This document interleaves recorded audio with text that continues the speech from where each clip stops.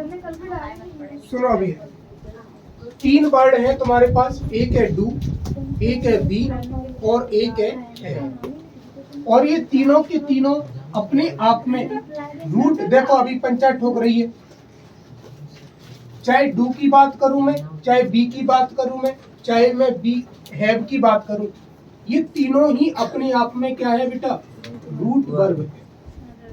मतलब बात ये समझ में आती है कि हम डू का, बी का और हैव का हेल्पिंग वर्ब की तरह क्या नहीं कर सकते, यूज नहीं कर सकते।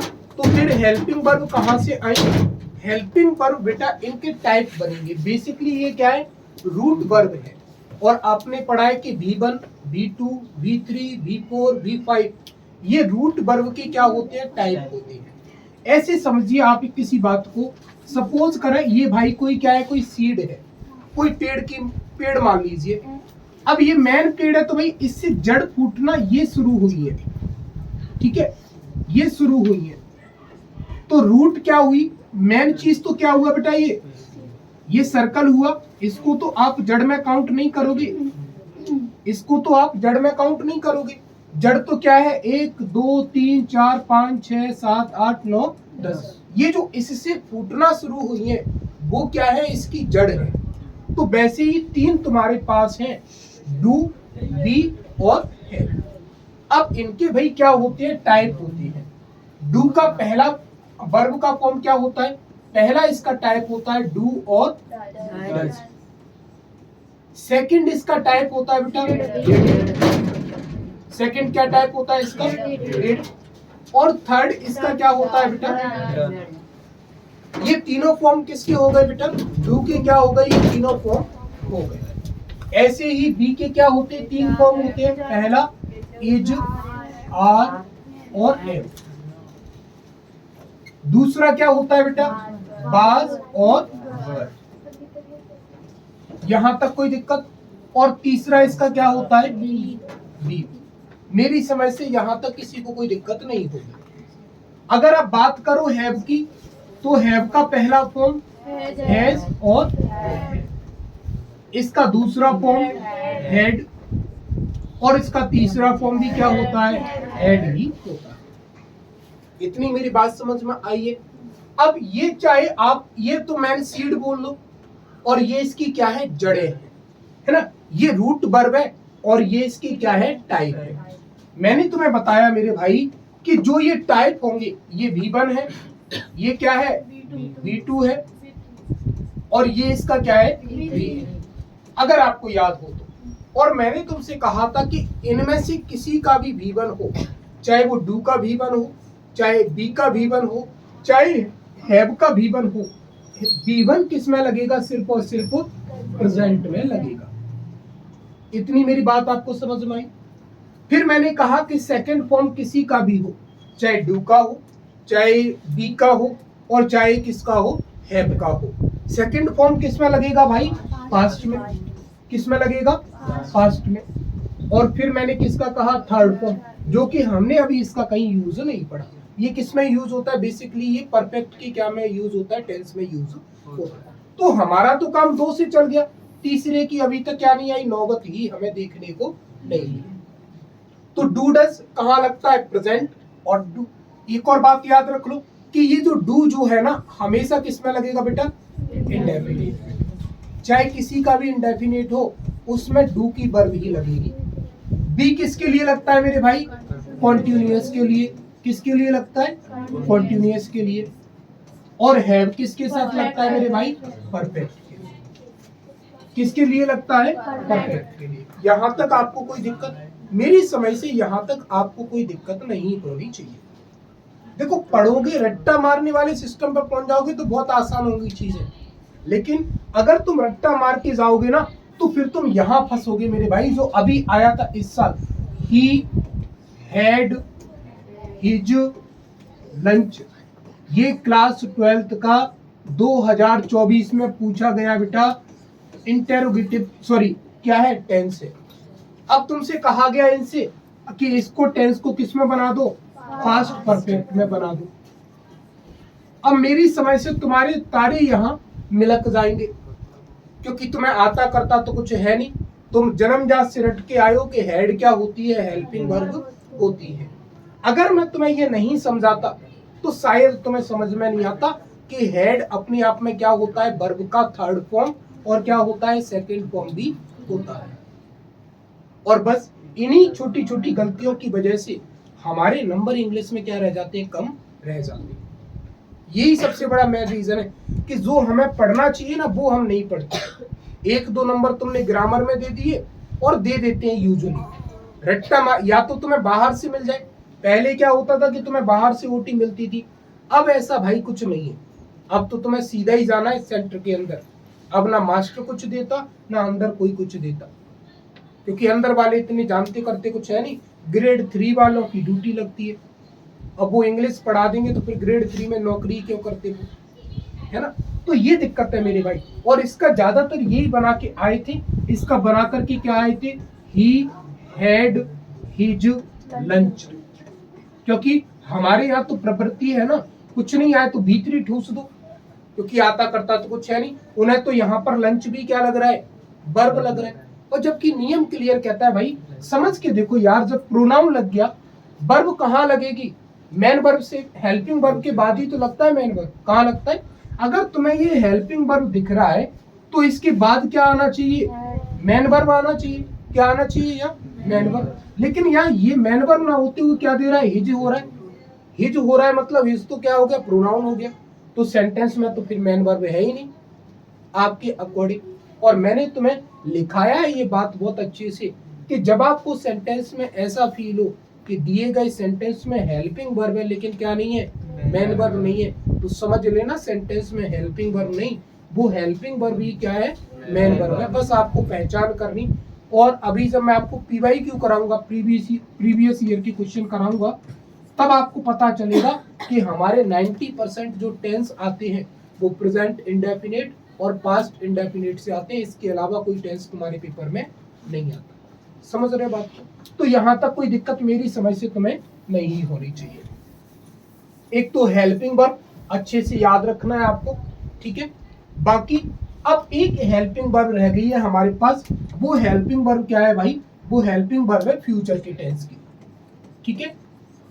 चलो फ्यूचर भी मैं तुम्हें साथ के साथ करा ही देता हूँ, फिर आप चीजों को बाद में देख लो।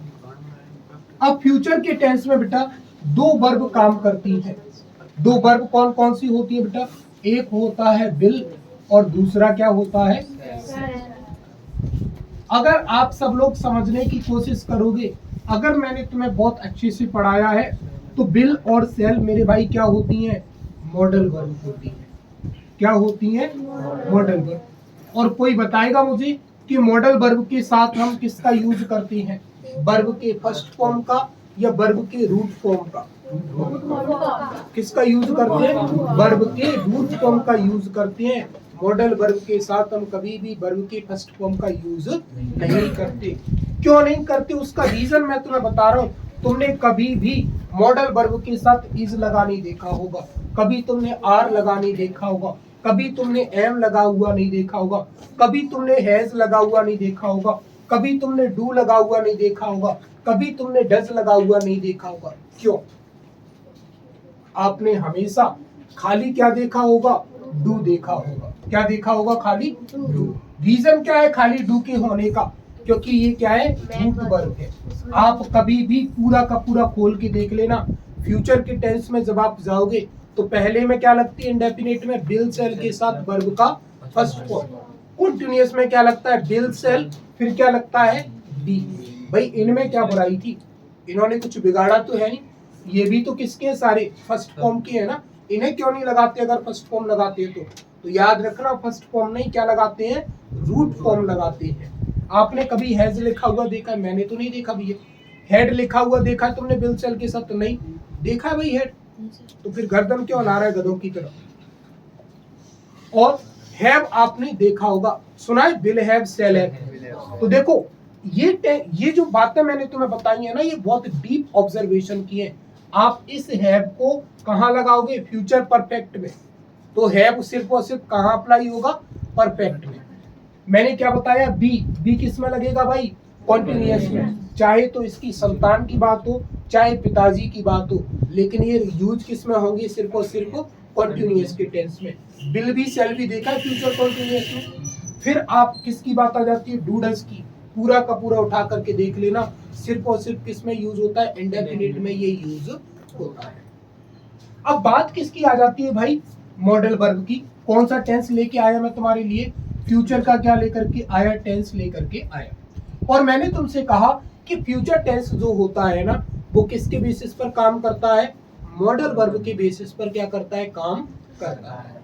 समझ लेना ध्यान से। मैं सिर्फ आपको एक बार समझाऊंगा बिल सेल, बाकी मैं तुम्हें बार बार नहीं समझाऊंगा। चाहे यहां समझ लो, चाहे मॉडल वर्ब में समझ लो, इतने डिटेल समझा दूंगा कि तुम्हारे सारे कंसेप्ट दूर हो जाएंगे। अब मैंने क्या कहा? Bill cell. बिल सेल होते क्या है? Modal verb.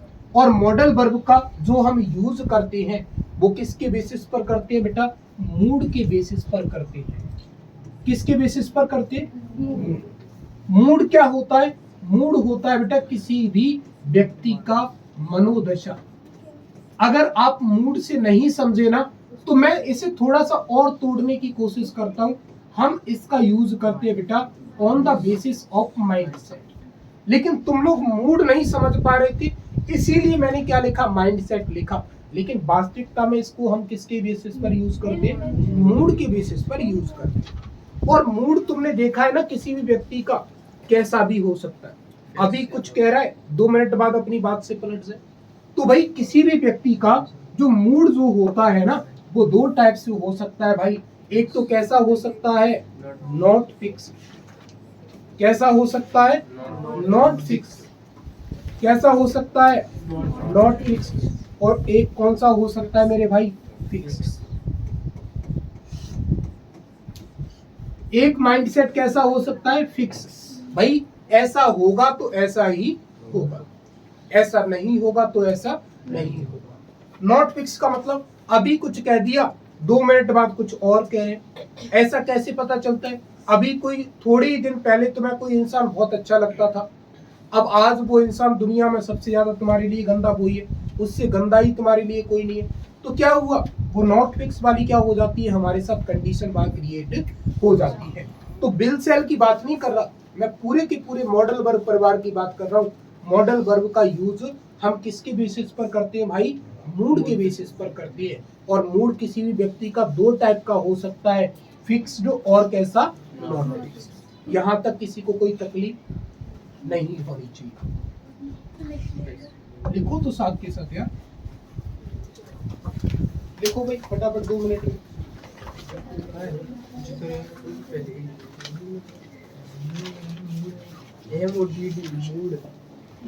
अरे नाटक नहीं करो, चुपचाप लिखो उसको।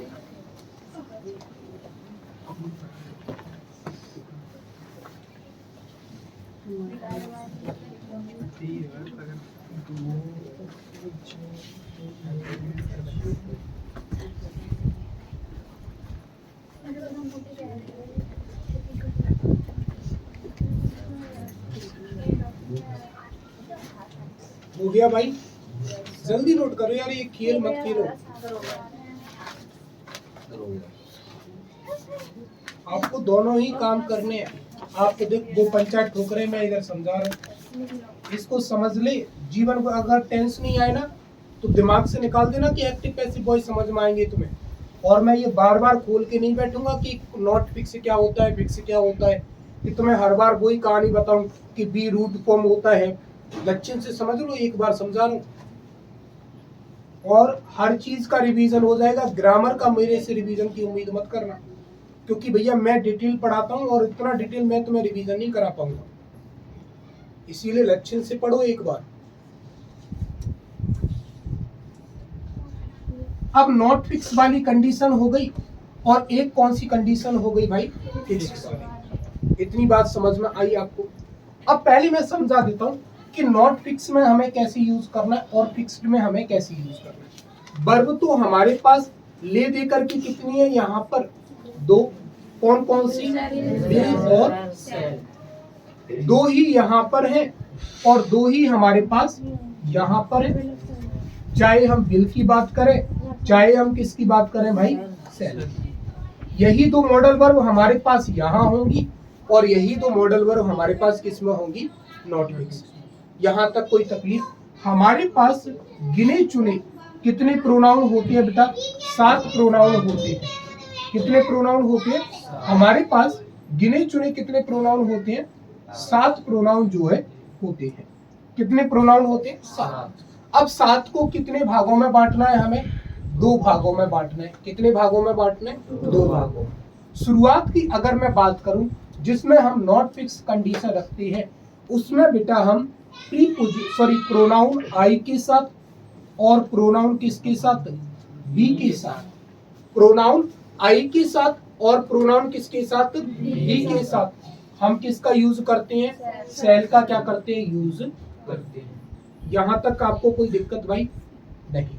आई और बी के साथ किसका यूज करोगे? सेल। फिर इसके बाद यू के साथ, ही के साथ, सी के साथ, इट के साथ, दे के साथ, और कोई भी बेटा नाउन दिया हो। क्या दिया हो? नाउन। हाँ, उस सब के साथ हम किसका यूज करेंगे मेरे भाई? विल का। किसका यूज करेंगे? विल का। यहां तक आपको कोई तकलीफ मेरी समझ से नहीं होना चाहिए। अगर बेटा मैं आई और बी को कैटेगराइज करने की कोशिश करूं तो आई और बी बेटा कौन से पर्सन के प्रोनाउन होते हैं? First person. मैं इस बात को इतना भी लिख सकता था कि सेल का यूज हम किसके साथ करते हैं? फर्स्ट पर्सन के साथ करते हैं। लेकिन हमारे भाइयों को तो यही नहीं पता कि फर्स्ट पर्सन में कौन कौन से प्रोनाउन होते हैं। इसीलिए मैंने तुम्हारे लिए एक एक चीज खोल करके लिखी कि आप तो क्या याद रखो, आई और बी के साथ किसका यूज करते हैं? सेल। दूसरा मैंने तुमसे कहा मेरे भाई कि यू कौन सा प्रोनाउन होता है बेटा? Second person. और ही, सी, इट, दे, ये तीनों के तीनों कौन से प्रोनाउन होते हैं बेटा? Third person. क्या किसी भाई को कोई दिक्कत है? ये नाउन भी किसी में आता है बेटा? थर्ड पर्सन में आता है। तो आपको इतनी बात अभी तक समझ में आ जानी चाहिए कि आई बी के साथ किसका यूज करते हैं? सेल का। और अदर प्रोनाउन के साथ किसका यूज करते हैं? विल का। मतलब आपको यहाँ पर बस इतना याद रखना है कि आई बी के साथ क्या लगाते हैं? सेल। आई बी के अलावा चाहे दुनिया का कुछ भी आए, सबके साथ क्या लगाना है? विल का यूज करना है। यहां तक आपको कोई तकलीफ नहीं होगा। अब इसका ठीक उल्टा कहां हो जाता है? फिक्स्ड में। क्योंकि भाई अभी तक बात कैसी थी? Not fixed. अब कैसी हो गई? फिक्स्ड। ये फिक्स्ड का क्या है? अपोजिट है। अपोजिट है ना, इधर नॉट फिक्स्ड, इधर क्या हो गया? फिक्स्ड। तो फिर भाई हेल्पिंग वर्ब भी तो आपस में क्या हो जाएंगी?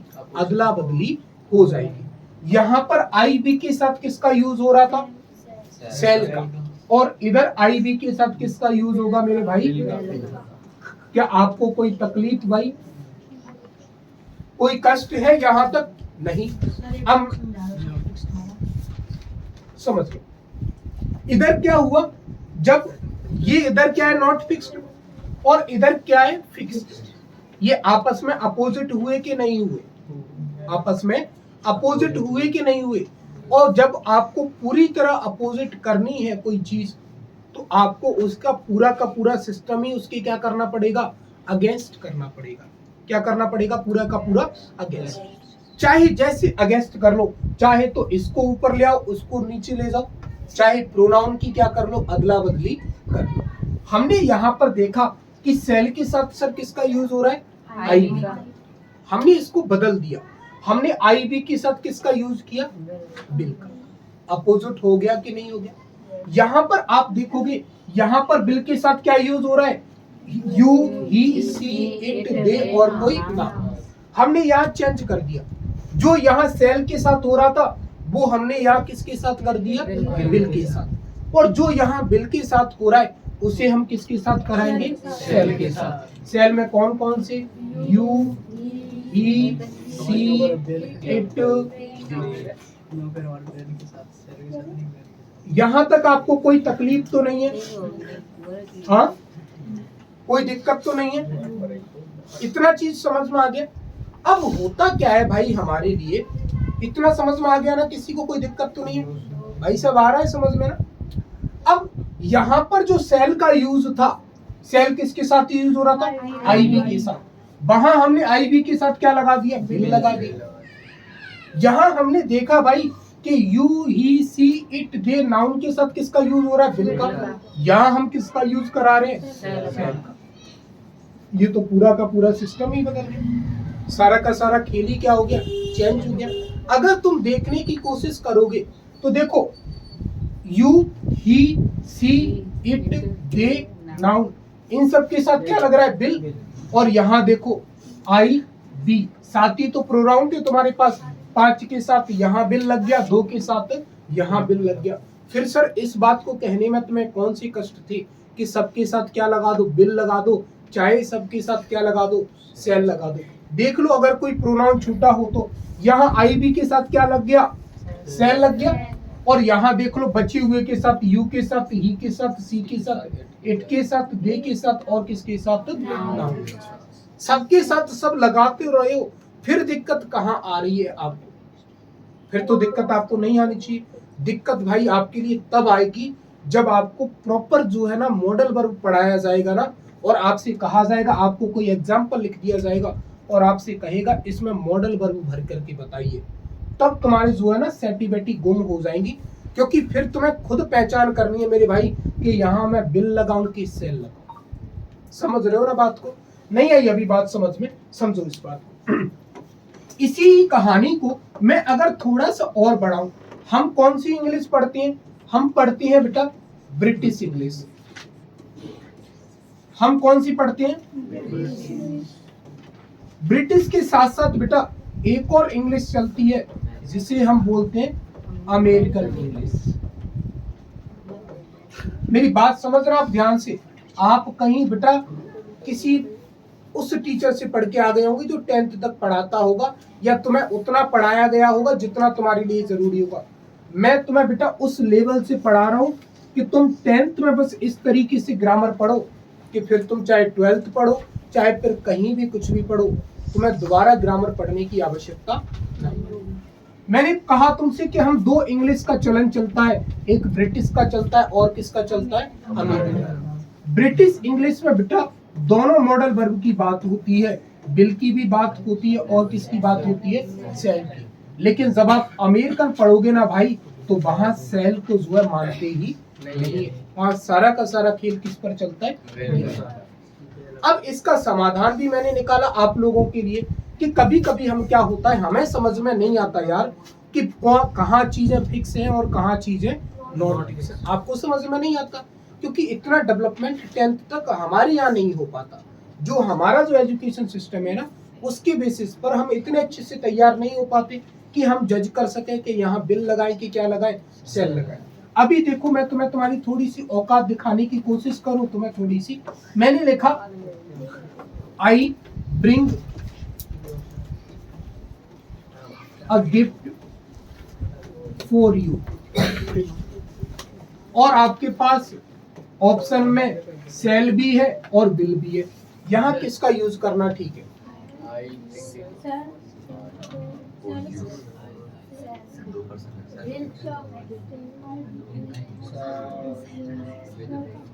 ये हम लोगों की औकात है। क्या लगाऊं बताओ? सेल लगा दो, सेल। क्यों लगा दो आप। ऐसे लगाने से? फ्यूचर एक्शन बताया ऑप्शन तो दो, तो बिल का पास्ट बता रहा तुझे। उसमें शायद तू है नहीं, सुबह पौवा हुआ आज का नहीं पिए तो बेटा ढंग कैसा पी ताकि पूर्ण बेहोश रहे, नाली में समंदर जैसी फीलिंग आए तुझे, या पूर्ण त्याग दे। आधा अधूरा पौवा लेके मत चलो। तो क्या लगाऊं भाई? फिक्स। दोस्त के बर्थडे पर तुम्हें गिफ्ट लेके जाना है, एक दिन पहले मिला तो तुमने कह दिया भाई टेंशन मत ले, कल गिफ्ट लेकर के आऊंगा। दूसरे दिन यार खवाओ 30-40 को 100 रुपया को गिफ्ट रहने दे, मैं दाई ना को बहाना लगा दूंगा यार, तबीयत खराब होती है ना। तो भाई चीजों को जब देखने की कोशिश करोगे ना, तो एक तरीके का फ्यूचर प्लान है, और फ्यूचर प्लानिंग क्या हो सकती है? चेंज हो सकती है। अभी की फ्यूचर प्लानिंग बताऊं ना तुम्हें, तुम्हारी परिवार जो पेरेंट्स जो होंगे ना तुमसे कह रहे होंगे टेंशन मत ले, 90 बन जान दे, सीधो कोटा जोरी में पड़ेगा ही नहीं तू, या कचून के नेक पैसा, मोटरसाइकिल चाहिए नहीं तो मोटरसाइकिल 90 बना दे मोटरसाइकिल मिल जाएगी। पापा मैं तो आईफोन ले 90 बना दे आईफोन तैयार है तीखा, लैपटॉप मिल जाएगा तो स्कूटी मिल जाएगी तो मतलब इतने सपने दिखा देंगे और रिजल्ट आया तो दिमाग खराब है। वो क्या बात है, पढ़ाई तो पाए ना रहो, मोटरसाइकिल से घूमेगा एक पैर से। तो ऐसा जो है हमारे साथ होता है। ये सारी की सारी क्या होती है बेटा, फ्यूचर प्लानिंग होती है। और फ्यूचर प्लानिंग जो है ना कभी भी क्या नहीं होती, फिक्स्ड नहीं होती, ये कभी भी क्या हो सकती है, बदल सकती है। इसीलिए यहाँ पर किसका यूज ठीक था मेरे भाई, सेल का यूज ठीक था। अब ये बातें समझ में आ गई कि किस किस के साथ किसका यूज हो सकता है।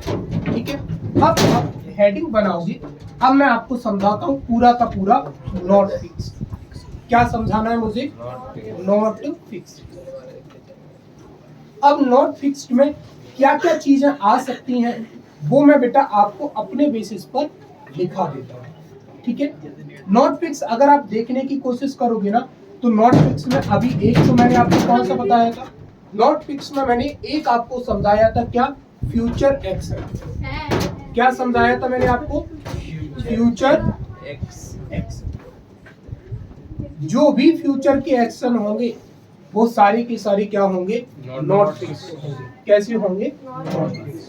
फ्यूचर एक्शनों को हम किस में काउंट करते हैं, फ्यूचर एक्शनों को हम किस में काउंट करते हैं, नॉट फिक्स की कैटेगरी में क्या करते हैं, काउंट करते हैं। फ्यूचर एक्शन हो गया। दूसरा वही लिखेंगे, फ्यूचर एक्शन के साथ साथ आप किसी के प्रति क्या इंटेंशन रखते हो, आप किसी के लिए क्या इंटेंशन रखते हो, या आप किसी के प्रति क्या रखते हो, कोई ओपिनियन रखते हो। ओपिनियन और इंटेंशन भी हमारे क्या होते रहते हैं, समय के साथ साथ चेंज होते रहते हैं। अगर कोई टीचर तुमसे खूब हंसी मजाक कुछ भी कर रहा है, तुम्हारे वो टीचर भाई साहब बेस्ट टीचर है, उसके जैसा टीचर ही नहीं मैंने देखा, और एक दिन तुम्हें उल्टा लटका करके उधेड़ दिया ना उसने, दूसरे मास्टर की बाइक का चुनाव बाइक बुक का चुनाव यार, वैसे ही नोट्स दे पढ़ाई करते बस बाइक का चुनाव मार्केटिंग बलेमत जी। और 4 दिन पहले ही तुम उसी टीचर की क्या गा रहे थे, गीत गा रहे थे।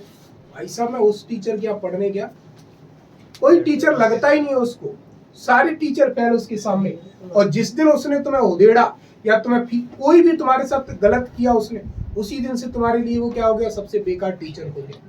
तो हमारी ओपिनियन जो है लोगों को लेकर के वो क्या होती रहती है, चेंज होती रहती है। और जब चेंज जो होती रहेंगी तो फिर हम उसे क्या बोलेंगे बेटा, नॉट फिक्स्ड वाली कंडीशन में हम उसे बोलेंगे। दोनों का एक एक एग्जांपल लिख लो। जैसे मैंने फ्यूचर एक्शन का तो तुम्हें अभी लिखाया, क्या लिखाया मैंने, I shall bring a gift for you, a gift for you. दूसरा मैंने क्या बताया आपको, किसी के प्रति इंटेंशन बताएं या किसी के प्रति क्या बताएं बेटा, कोई ओपिनियन बताएं, तो फिर हम उसको क्या बोलते हैं बेटा, क्या बोलते हैं। जैसे मैंने लिखा he is future action, I shall bring a gift for, intention बताएं या क्या बताएं, किसी के प्रति कोई अपना ओपिनियन बताएं। लिखो एक और एग्जांपल,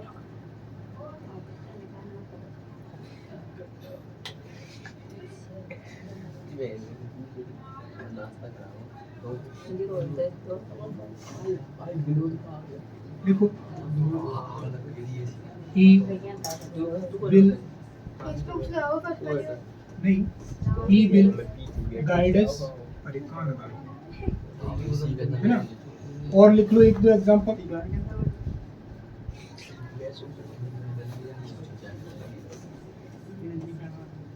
ये तो प्रॉमिस होता है।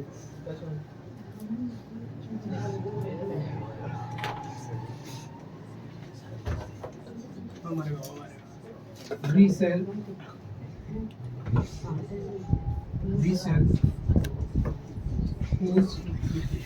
पार्टी।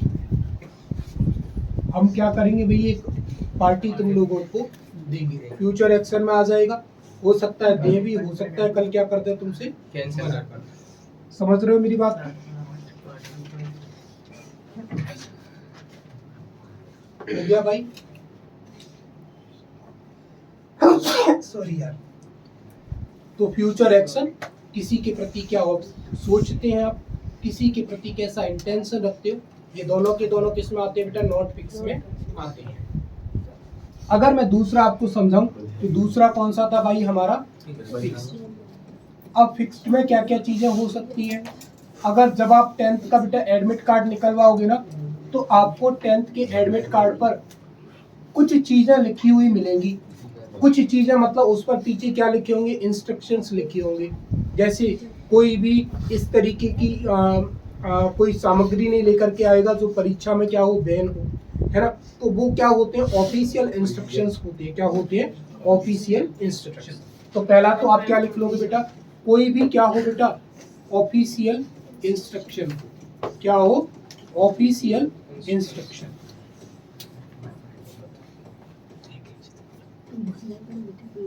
ऑफिशियल क्या हो बेटा?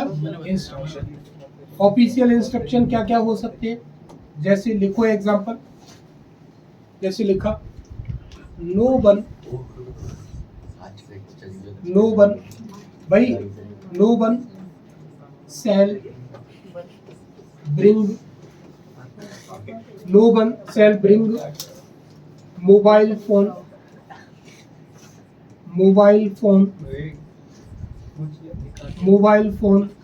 in the exam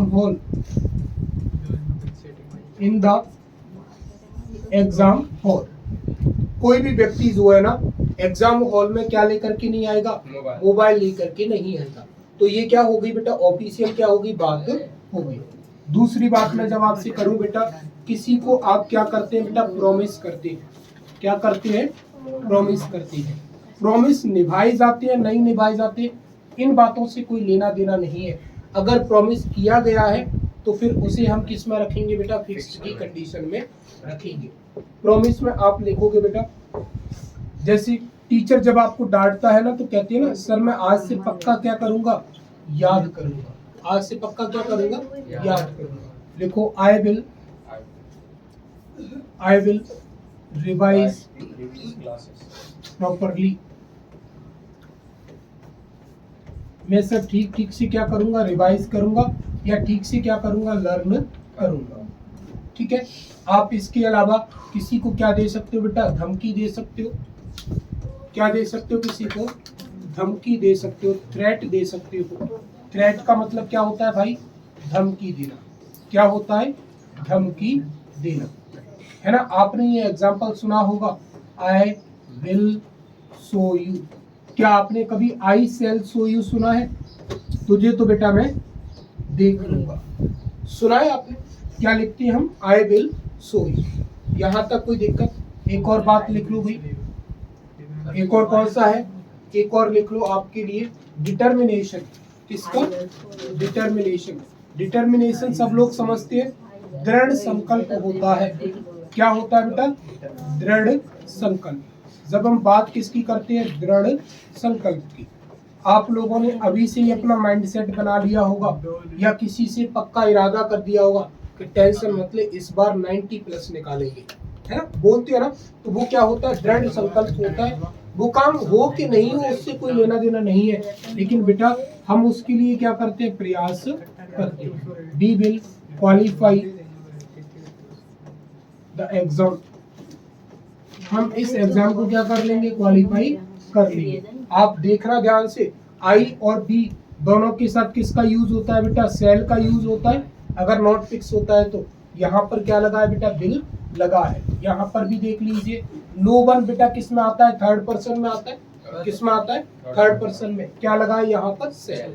तीसरे वाले में की होगा सर? तो माने आई विल शो। वो बेटा ये वो है, देख अरे दिखा दूंगा। sorry। दिखा बिल्कुल दूंगा। बिल्कुल भाई,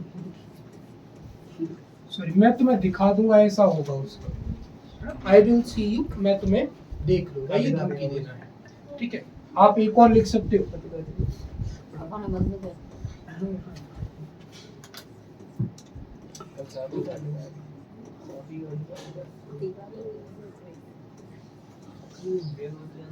ही सेल, चलो छोड़ो। तो ये दो बातें शायद होपफुली आपको अच्छी से समझ में आ गई है। बिल सेल समझना है ठीक से, बिल सेल समझ में आ जाएगा तो भाई फ्यूचर कॉन्टिन्यूअस में भी तो क्या लगता है, बिल सेल ही लगता है ना। फ्यूचर परफेक्ट में भी तो क्या लगता है, बिल हैव या क्या लगता है, सेल हैव लगता है। और फ्यूचर परफेक्ट कॉन्टिन्यूअस में भी क्या लगता है, बिल हैव बीन या क्या लगता है, सेल हैव बीन लगता है। तो हमारा काम सिर्फ और सिर्फ किससे है बेटा, बिल सेल से है। ठीक है, कोई दिक्कत?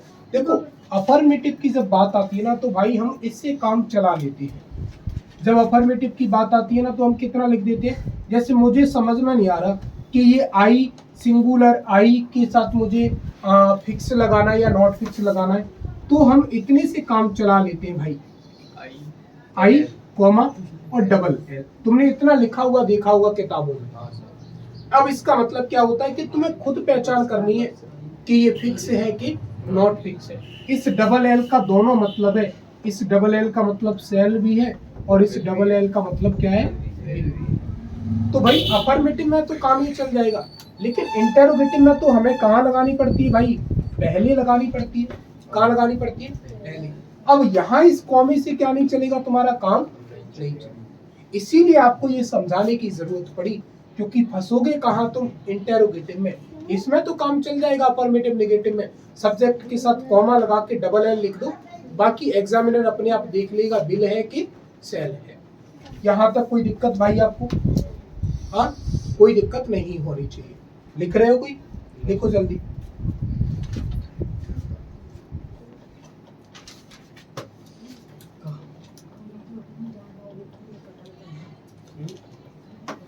हो गया? अब ये सारा का सारा फॉर्मेशन मैंने तुम्हें समझा दिया। अब हम स्ट्रक्चर मैंने तुम्हें लिखा दिया, अफर्मेटिव नेगेटिव। अब आ जाओ सीधे की सीधे अपनी मेन प्रोसेस पर। पहला टेंस बनाओ, प्रेजेंट इंडेफिनिट। पहला टेंस कौन सा है, प्रेजेंट इंडेफिनिट। चलो मैं सबसे इतना पूछ रहा हूं कि इंडेफिनिट के लिए जो हम इंडेफिनिट में कौन सा रूट वर्ब काम करता है, डू। कौन सा काम करता है, डू। और साथ में क्या लगा बेटा, प्रेजेंट। और प्रेजेंट के लिए हम रूट का कौन सा फॉर्म लगाते हैं, फर्स्ट फॉर्म। तो डू के फर्स्ट फॉर्म क्या होती है, डू और डज। कोई दिक्कत आपको? अब डू किसके साथ यूज होगा बेटा, प्लूरल सब्जेक्ट के साथ। किसके साथ यूज होगा, प्लूरल सब्जेक्ट के साथ। और डज किसके साथ यूज होगा भाई, सिंगुलर सब्जेक्ट के साथ। किसका यूज होगा, डज। यहां तक कोई दिक्कत आपको नहीं है ना, कोई दिक्कत? चलो एक एग्जांपल लिखो और उसमें अपने अकॉर्डिंग क्या लगाओ बेटा, वर्ब लगाओ। मैंने एक एग्जांपल तुम्हारे लिए लिखा, नेहा। नेहा छोड़ो, day two fill in the blanks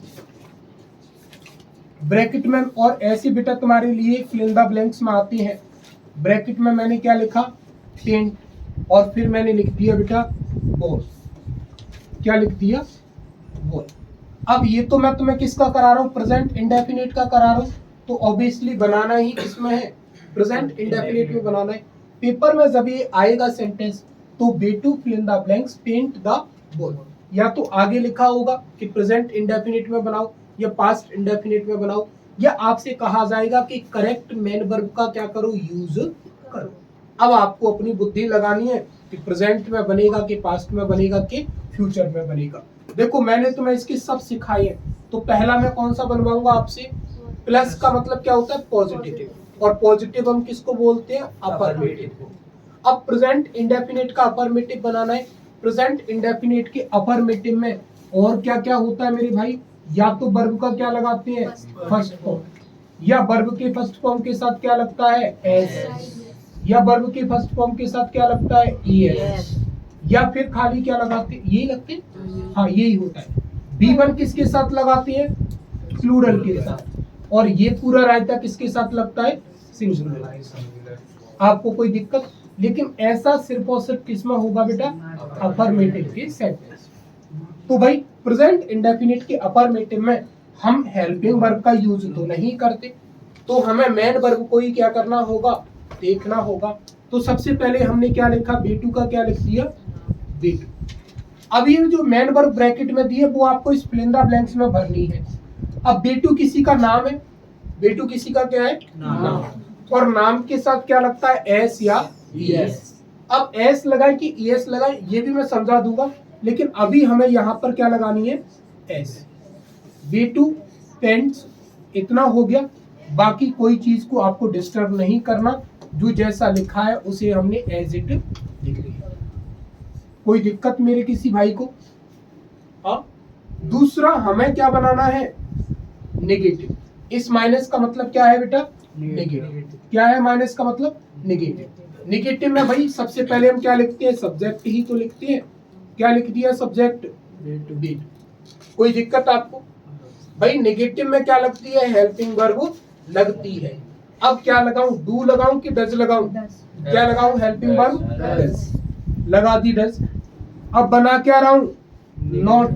तो हेल्पिंग वर्ब के बाद आती तो क्या है बेटा, मेन वर्ब आती है।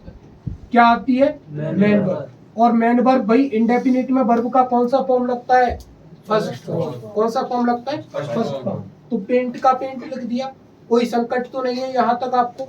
अब मुझे बनाना क्या है भाई, ये नेगेटिव बनाना है। नेगेटिव में मैंने आपको बताया कि हेल्पिंग वर्ब के बाद नॉट लगाऊं या मेन वर्ब से पहले नॉट लगाऊं, मेन वर्ब से पहले क्या लगाना है। इससे भाई आपको इतना समझ में आ जाएगा कि जब आप इंटरोगेटिव का इंटरोगेटिव नेगेटिव बनाओगे तो वहां आपको नॉट को प्लेस करने में कोई दिक्कत नहीं आएगी। हेल्पिंग वर्ब वाला रट करके जाओगे तो इंटरोगेटिव में हेल्पिंग वर्ब तो कहाँ लगता है, पहले लगता है। फंस जाओगे तुम बेमतलब में, है ना। पेंट द बॉल, यहाँ तक कोई दिक्कत किसी भाई को? कोई संकट आप पर यहाँ तक मेरी समझ से नहीं होना चाहिए। अब मुझे इसका क्या बनाना है भाई, इंटेरोगेटिव बनाना है। क्या बनाना है, इंटेरोगेटिव। इंटेरोगेटिव को मैंने आपको क्या बताया कि मैं क्या बोलूंगा बेटा, उसे क्लोज एंडेड बोलूंगा। क्या बोलूंगा, क्लोज एंडेड। अब क्लोज एंडेड के लिए मैंने तुम्हें बताया कि हम कुछ नहीं करते हैं भाई, हेल्पिंग वर्ब को सब्जेक्ट की जगह पर, सब्जेक्ट को किसकी जगह पर करते हैं, हेल्पिंग वर्ब की जगह। आप पर कोई कष्ट है यहाँ तक? नहीं। तो मैंने क्या लिखा, डज B2। भाई सिंपल बना रहे, इंटरोगेटिव नेगेटिव तो है नहीं, B2 का B2। फिर क्या लिख दिया, पेंट, और क्या लिख दिया, द। ठीक है, कोई दिक्कत सेंटेंस में? कोई दिक्कत तो नहीं है? क्वेश्चन मार्क क्या नहीं है यहाँ पर, क्वेश्चन मार्क। भाई मुझे एग्जामिनर का मुझे नहीं पता कि एग्जामिनर तुम्हारे साथ क्या करेगा, लेकिन मैं तुम्हें इतना बता रहा हूँ कि तुमने यहाँ तक पूरा लिख दिया और तुमने फुल स्टॉप लगा दिया तो मैं पूरा काटूंगा। अगर तुमने does B2 paint the ball और फुल स्टॉप लगा दिया, क्वेश्चन मार्क नहीं लगाया, तो मेरे लिए पूरा गलत है। एग्जामिनर भले ही उसको सही करे, लेकिन मैं टेस्ट में आधा नंबर भी तुम्हें नहीं दूंगा। समझ रहे हो मेरी बात? अब इसी का क्या बना सकते हैं भाई, नेगेटिव भी तो बना सकते हैं। क्लोज एंडेड नेगेटिव भी तो होता है। तो क्या हो जाएगा, does B2 not paint the ball. कोई दिक्कत भाई? मैंने तुम्हें ये कंसेप्ट समझा दिया कि नहीं समझा दिया कि ये नॉट कहां भी आ सकता है, यहां भी आ सकता है। समझाया है मैंने तुम्हें? ये नहीं समझाया? अब देखो मैंने तुम्हें जो कहानी पढ़ाई है ना, मैंने तुम्हें इतना पढ़ाया है भाई कि मेन वर्ब से पहले हम क्या लगाते हैं, नॉट लगाते हैं। ये बात बिल्कुल सही है, लेकिन भाई याद रखना इस नॉट को मैं ऐसे भी लिख सकता हूं, डज। मैं इस डज नॉट को क्या लिख सकता हूं बेटा, डजंट लिख सकता हूं। क्या लिख सकता हूं, डजंट। अब इस डजंट में नॉट कहां आ गया, आगे आ गया। लेकिन याद रहे बेटा ये अलग अलग नहीं लिखे। ये क्या नहीं लिखे, अलग अलग। आप डज और नॉट सेपरेट नहीं लिख सकते, ये दोनों एक बने हैं। ये दोनों क्या बने हैं, एक बने हैं। तो ये बेटा क्या हो गया, कॉन्ट्रैक्टेड फॉर्म हो गया। क्या हो गया, कॉन्ट्रैक्टेड फॉर्म। और कॉन्ट्रैक्टेड फॉर्म में ये नॉट भी कहां आ सकता है, आगे आ सकता है। तो इसका क्या बन जाएगा, डजंट B2 पेंट द। कोई संकट भाई आप पर? मेरी समझ से आपको यहाँ तक कोई दिक्कत नहीं होनी चाहिए। कोई दिक्कत भाई? हाँ, कोई दिक्कत तो नहीं है। फिर भाई क्लोज एंडेड के बाद क्या बनता है? Open ended. ओपन एंडेड का मतलब क्या समझते हैं हम सब लोग? WH type. क्या समझते हैं? WH type. अब भाई आपसे कहा जाता है पेपरों में, आपको मान लीजिए ये पूरा सेंटेंस लिख करके दिया, बेटू पेंट्स द बॉल, और आपसे कहा गया कि हु से इसका क्या बनाओ? इंटेरोगेटिव बनाओ। किससे बनाओ? हु से। अब मेरी बात समझना भाई, हु क्या हटाने का काम करता है? सब्जेक्ट। क्या हटाता है? Who, subject. तो अगर मुझे इसका हु से बनाना है तो सबसे पहले मैंने क्या लिखा? हु। क्या लिखा? आप क्लियर हो यहाँ तक? कोई दिक्कत आपको नहीं होनी चाहिए। सबसे पहले मैंने क्या लिखा? अब भाई WH वर्ड के बाद क्या लगाते हैं हम?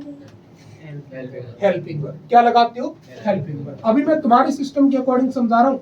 तो भाई हमने क्या लगा दिया? कोई दिक्कत आपको नहीं होनी चाहिए।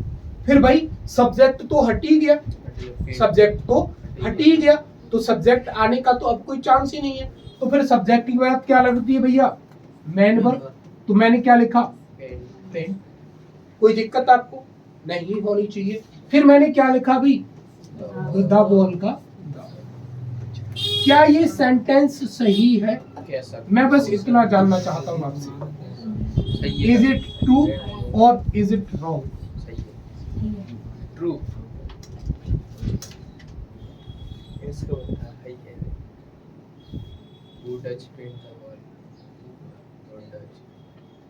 मैं बस इतना जानना चाहता हूँ कि ये सेंटेंस सही है कि गलत है? सही है, सही है सर। भाई नियम सारे लगे हैं कि नहीं लगे? लगे हैं। हेल्पिंग वर्ब कैसे लग गई?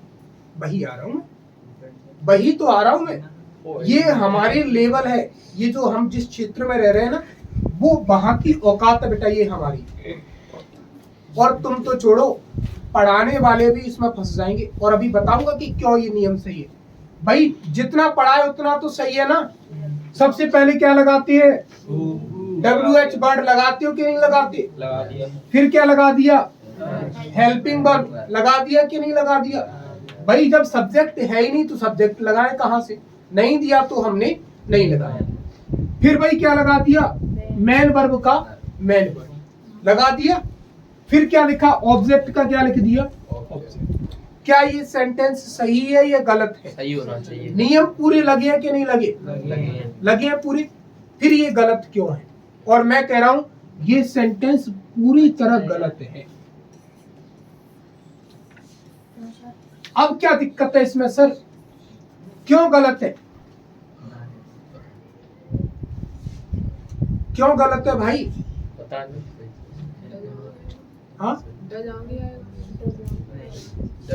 मतलब मतलब आप ऐसा कहना चाह रहे हो कि डज हु लगाऊं, है ना? यही है ना। पर अरे डरना काहे को यार, फिर पढ़ेगा नहीं तो कैसे समझेगा?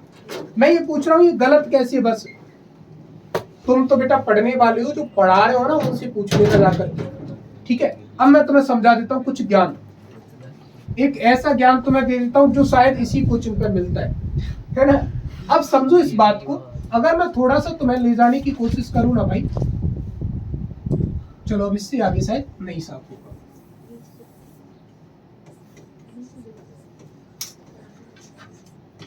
भाई नियम के अकॉर्डिंग तो ये सही है। क्या तुम्हें एक क्वेश्चन याद आता है? Who read the letter? आता है ऐसा कुछ याद? या तो ये सेंटेंस गलत है। इसमें क्या दिक्कत है? इसकी हेल्पिंग वर्ब कहाँ गई? है तो इंटेरोगेटिव की नहीं है? है ना इंटेरोगेटिव। फिर हेल्पिंग वर्ब कहाँ है इसकी? या तो ये कहना छोड़ दीजिए कि इंटेरोगेटिव में क्या नहीं लगती? हेल्पिंग वर्ब नहीं लगती, और कह रहे हैं कि हेल्पिंग वर्ब लगती है, तो फिर यहाँ की हेल्पिंग वर्ब कहाँ है? सही हो तो यहाँ की हेल्पिंग वर्ब कहाँ है? नहीं है ना। अब समझो इस बात को। ये तुम्हारा 10th का ही क्वेश्चन है भैया, मेरा तो कुछ मन बनाया हुआ है नहीं इसमें। अब समझो ये हु का काम, हु ने किसका काम किया? यहाँ पर किसकी जगह पर आया? तो हु क्या हो गया? सब्जेक्ट क्या हो गया? सब्जेक्ट। सब्जेक्ट। अब जरा देखिए, जब ये सब्जेक्ट बन गया तो इसमें नॉट तो कहीं लगा नहीं, इसमें क्या नहीं लगा कहीं? नॉट। और जब नॉट नहीं लगा, जब क्या नहीं लगा? नॉट नहीं लगा, तो भाई इंटेरोगेटिव में तो सब्जेक्ट कहाँ आता है? मेन वर्ब से पहले कहाँ आता है? मेन वर्ब से कहाँ आता है? मतलब सॉरी, जो वर्ब जो होती है वो कहाँ आती है? सब्जेक्ट से कहाँ आती है? पहली। लेकिन इसमें अगर तुम देखने की कोशिश करोगे तो मेन वर्ब और हेल्पिंग वर्ब दोनों ही कहाँ दिए बेटा? सब्जेक्ट के बाद। और भाई सब्जेक्ट के बाद जो मेन वर्ब जो आती है वो किस में आती है मेरे लाला? अजर्टिव में आती है। किस में आती है? अजर्टिव। और अजर्टिव का स्ट्रक्चर क्या होता है? Subject plus helping verb plus main verb plus object और प्लस क्या लगता है? जब ये सिर्फ बेटा दिखाने के लिए तुम्हें क्या लग रहा है? इंटेरोगेटिव लग रहा है। वास्तविकता इस सेंटेंस की क्या है बेटा? अजर्टिव। क्या है? अजर्टिव। अब ये डीप पहचान कैसे हो सकी? क्योंकि ये बेटा सिर्फ दिखाने के लिए, ढोंग बगराने के लिए इसको WH बनाया गया है। ये वास्तविकता में किसका काम कर रहा है? सब्जेक्ट का। और जब सब्जेक्ट वर्ब से पहले लिखा है तो फिर इंटेरोगेटिव होगा क्यों? जब इंटेरोगेटिव हुआ ही नहीं तो फिर हमें डज की आवश्यकता पड़ेगी क्यों? अजर्टिव में, अजर्टिव का क्या हो गया? अफर्मेटिव हो गया। और अजर्टिव के अफर्मेटिव के साथ हम किसका यूज करते हैं बेटा? मेन वर्ब के साथ एस या ईएस लगाना। तो इसका सही बनेगा हु पेंट्स द। यहां तक कोई दिक्कत आपको? कोई दिक्कत यहां तक आपको नहीं होनी चाहिए। ये सिर्फ और सिर्फ किसका है बेटा? अफर्मेटिव का। नेगेटिव में जाओगे तब तो आपको हेल्पिंग वर्ब लगानी पड़ेगी। सिर्फ हु में काम करेगा ये कंसेप्ट, किसमें? व्हाट या अदर जो सब्जेक्ट जो होते हैं उनमें काम नहीं करेगा, क्योंकि व्हाट जो सब्जेक्ट को क्या नहीं करेगा? रिप्लेस नहीं करेगा। और जब तक सब्जेक्ट रिप्लेस नहीं होगा तब तक आप वर्ब से क्या नहीं कर सकते? किसी भी टाइप की छेड़खानी नहीं कर सकते। तो इसका वास्तविक क्या होगा भाई? Who paints the wall. इसको आप लिख लीजिए ताकि आपको कोई दिक्कत नहीं आएगी।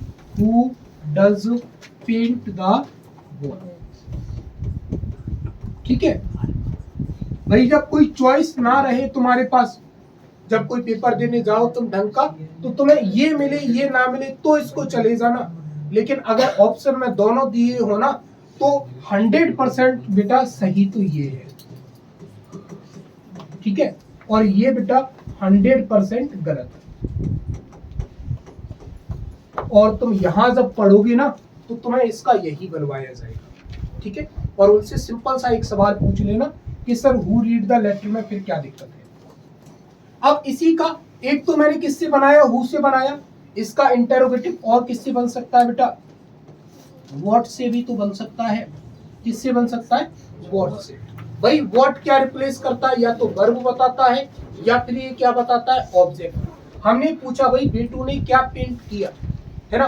तो व्हाट डज बेटू पेंट। इसमें कोई दिक्कत नहीं है। दिक्कत क्योंकि भाई यहाँ ये क्या नहीं है? सब्जेक्ट नहीं है। यहाँ भाई साहब ये क्या है? ऑब्जेक्ट। और यहाँ पर सब्जेक्ट क्या है बेटा? बेटू। तो भाई सब्जेक्ट से पहले ही तो कहाँ लगती है? हेल्पिंग वर्ब लगती है। उसके बाद क्या दिया है आपको? वर्ब दिए। स्ट्रक्चर पूरा का पूरा बनावट हमारा बिल्कुल ठीक है। लेकिन यहाँ पर दिक्कत ये हुई थी कि हु किसका काम कर रहा है? सब्जेक्ट का काम कर रहा है। इसीलिए हमें मेन वर्ब के साथ क्या करनी पड़ी? छेड़खानी करना पड़ा। देख लो, कोई दिक्कत हो तो पूछ लो, बाकी इसके बाद आगे बढ़ेंगे।